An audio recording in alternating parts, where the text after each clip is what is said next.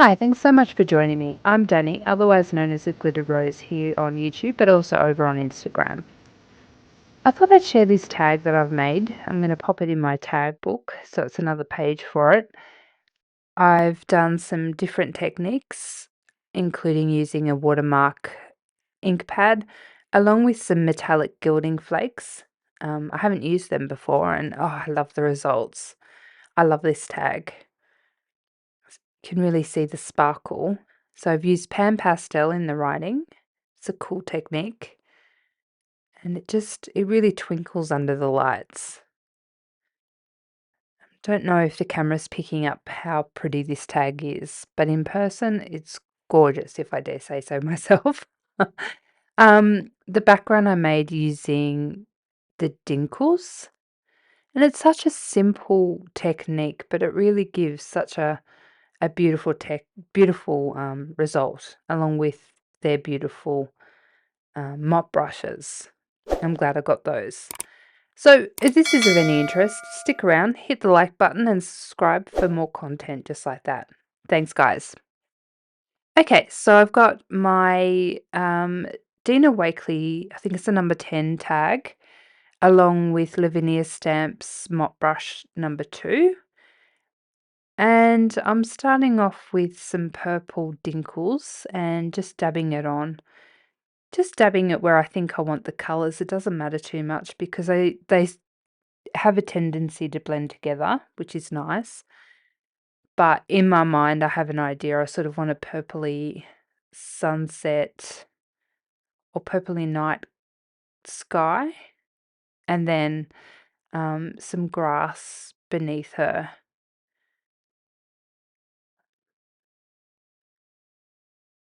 Okay, so this is a bit bluer than I was expecting. Doesn't matter, we'll make it work. And so just dabbing it on and making sure I include the colour towards the top as well, just so it all blends together. Just washing out my brush. And the next colour, I think I'm going to go with the chili colour, so a bit sort of a reddish colour, just to add a little bit to that. And that's nice, it just gives a little bit of interest. It's such an easy method to put a really nice background down without going to too much trouble.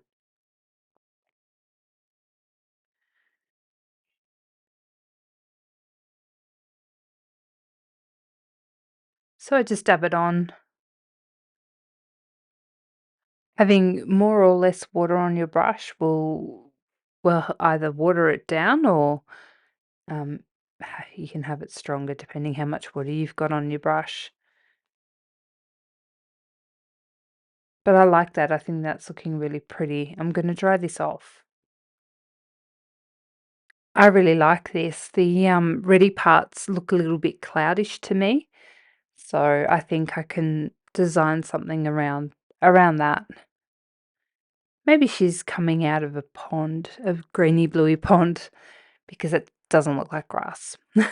All right, so now I'm gonna stamp May. She's a beautiful little fairy sitting in a flower. So the best advice that I've gotten when it comes to stamping, if you're not using a MISTI, it always scares me in case it doesn't stamp properly, but I'm definitely more confident when I'm using something like a Lavinia stamp because I do find that Lavinia stamps are the best. I'm just going in with my black Versafine Clair. So the best advice that I've heard is when you're stamping, just give it time for that ink to transfer from the stamp onto the cardboard. And that really does make a difference. So concentrating more on even pressure rather than a lot of pressure and just letting that ink transfer onto your cardstock. As you can see, I get a bit nervous. I'll pop a bit more ink on.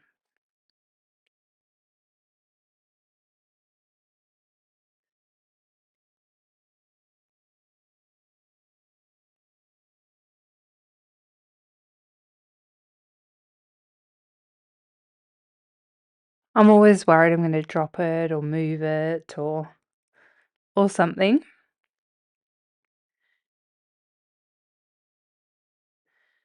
So just putting some even pressure just to make sure that that ink transfers onto the cardstock before you pick it up.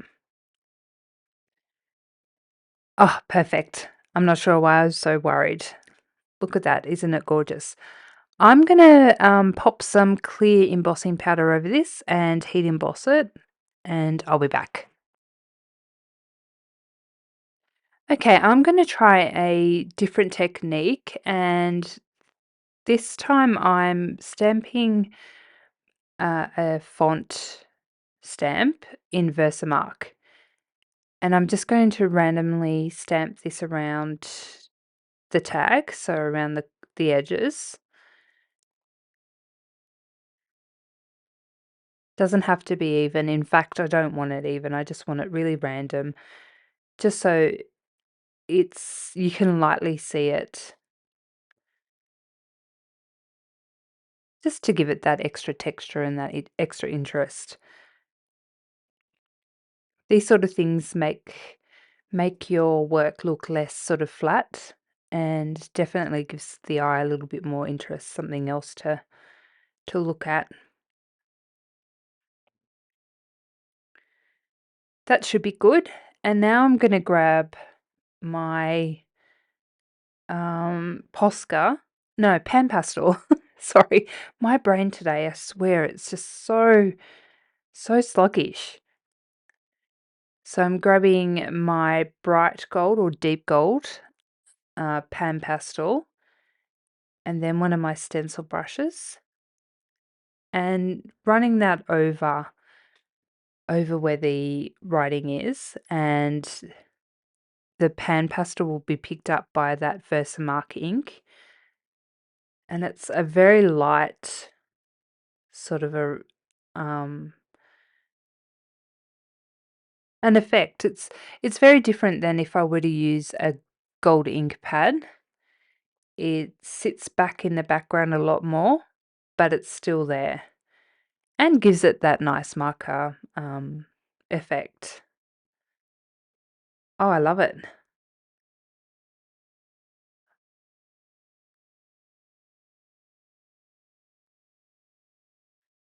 I'm not sure if the camera's picking that up, but in person it's so pretty. Okay, I think May really needs a moon behind her, so I've grabbed Stella Blue ink pad from Lavinia Stamps. It's an Elements one, and I'm very lightly going around the moon mask or a circle mask using my stencil brush. I don't want it too heavy. I can always add, but I can't take away. So it's easy to layer these stencils on. So later down the track, if I want more, I'll pop more on. I'm just being a little bit cautious at the moment. That looks pretty good to me. I've just grabbed out my shimmery white pan pastel. It doesn't have a name on it, so I can never remember what it's called, but it's sort of a mica white, and I'm just going to layer that over the top there, just to brighten up the area and make it look more moony.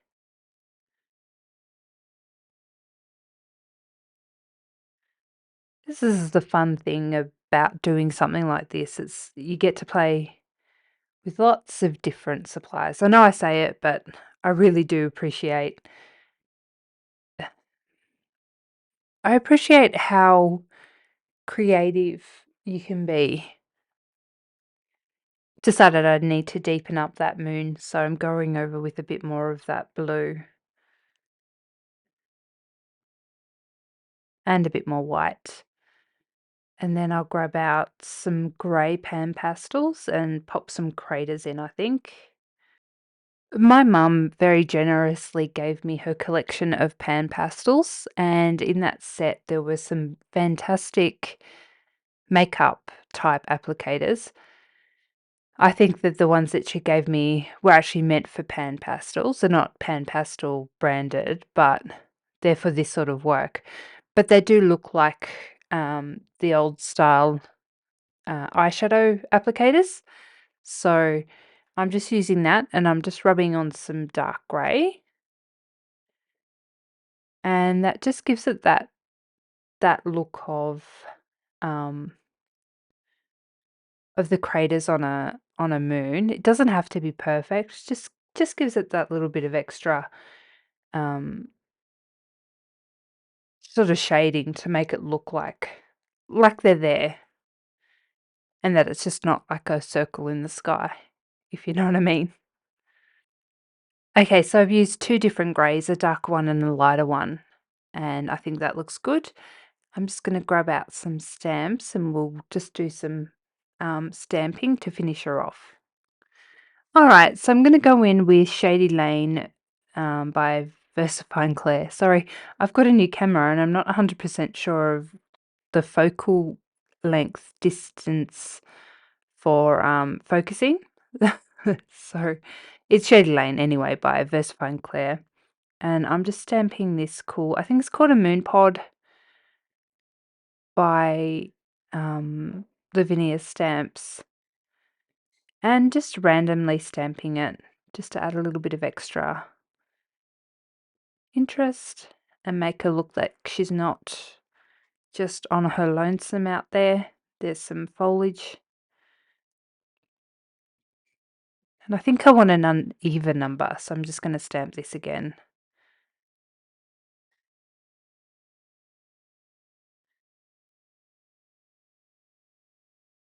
Perfect.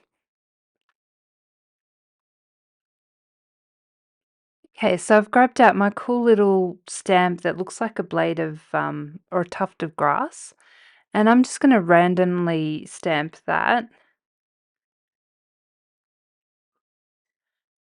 I'm stamping it in black just so that it looks like it's sort of attached to that stem of flowers that May's sitting in.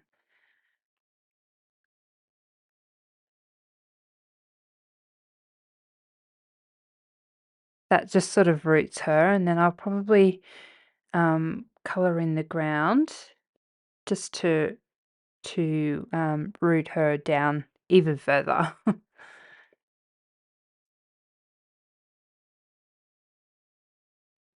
Okay, so for the next lot of stamping, I've decided to go with Monarch, which is a lovely purple colour, just to bring some of that purple um, to the bottom half of the image. I think that will balance the picture a little bit better.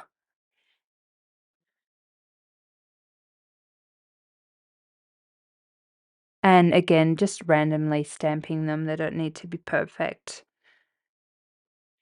I'll have some lighter and some, you know, deeper colours, and that just looks good. It makes it look like some are in the foreground and some are in the distance.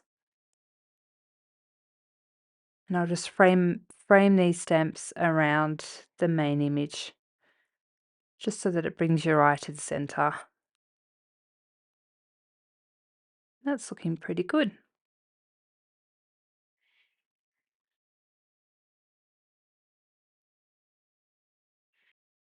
Okay, so I need to ground those plants. So I've grabbed out my green pan pastel and just popping on a bit of sort of a darker shadow just to situate or just to plant them down so that she doesn't look like she's floating. There's a little bit of shadow there.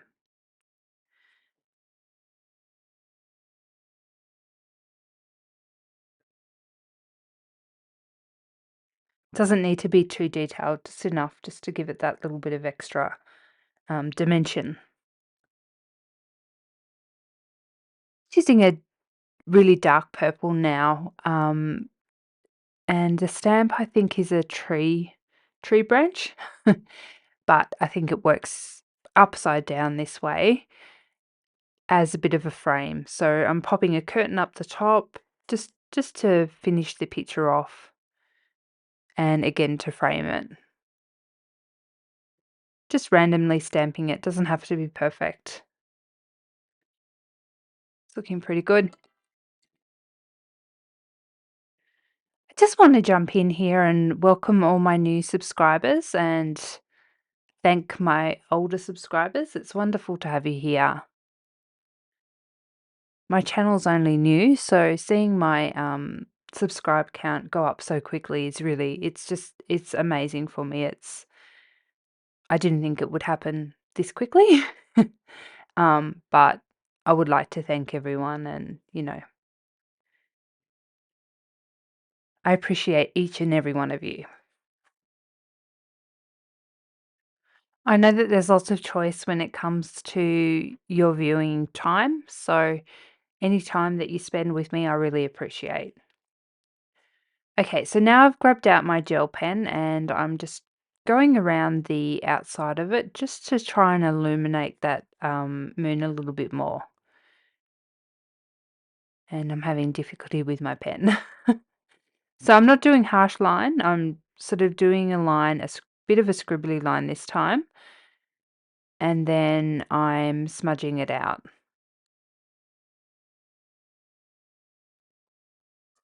I think a workable fixative to pop over my pan pastels might be on my shopping list next. I think I really need one. All right, I'm going to grab out some Zig watercolor markers. Oh, not markers, my Zig real color brush pens, which are watercolors, and color in those flowers.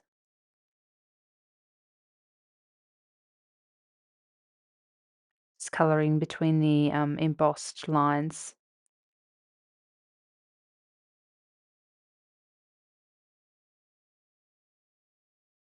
They're nice, these pens. They really go over all different sorts of backgrounds. Now I'm just going to grab out my water brush. This is a Derwent water brush that I got the other day, and I really quite like it. It's got a push button to put water down to the tip, so you don't have to sit there for ages trying to get the water down to the brush, which I really appreciate.